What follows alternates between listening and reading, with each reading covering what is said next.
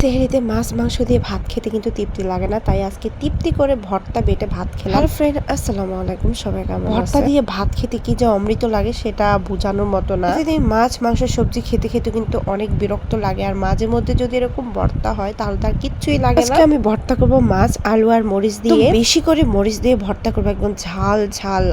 কি যে ইয়াম্মি লাগে। প্রথমে আমি এই যে মাছগুলাকে সুন্দর করে ভেজে নিলাম, একটু লাল লাল করে ভেজে দিব। এটা কিন্তু আমি হলুদ মরিচ কিচ্ছু দিব না মাছের গায়ে, একদম সাদা করে এরকম লাল লাল করে ভেজে নিব। তারপরে এখন আমি দিয়ে দিব আলুগুলোকে আমি একদম সবগুলো দিয়ে দিচ্ছিলাম। আলুগুলো একদম সুন্দর করে লাল লাল করে ভেজে দিব। তো সাথে আমি কিন্তু একটা রসুনই দিয়েছিলাম, যেহেতু আমার জ্বর ঠান্ডা প্রচুর, তাই একটা রসুন দিচ্ছি। আর রসুনটা দেওয়ার কারণে ভর্তাটা খেতে কি যে মজা হয়েছে। আমি বয়স দিচ্ছি, আমার এখনই খেতে ইচ্ছে করতেছে। যাই হোক, দেখো এদিক দিয়ে কিন্তু আমার এই যে আলুগুলা কিন্তু একদম সিদ্ধ হয়ে গেছে, মানে একদম ভাজা ভাজা হয়ে গেছে। এখন আমি উঠায় ফেলবো। আর আমি অনেকগুলা মরিচ দিছি, মরিচগুলা দিয়ে আমি সুন্দর করে এখন এই যে দেখো একদম লাল লাল করে ভেজে নিব। এদিকে মরিচ বাটাও কিন্তু আমার শেষ, এখন হয়েছে বাটার পাল্লা। ভর্তা কিন্তু পাটার মতো বাটলে এত মজা লাগে। হাতে মাখা ভর্তা বা ব্লান্ডারে ভর্তার থেকে কিন্তু পাটা বাটা ভর্তাটা কিন্তু খুবই মজা হয়।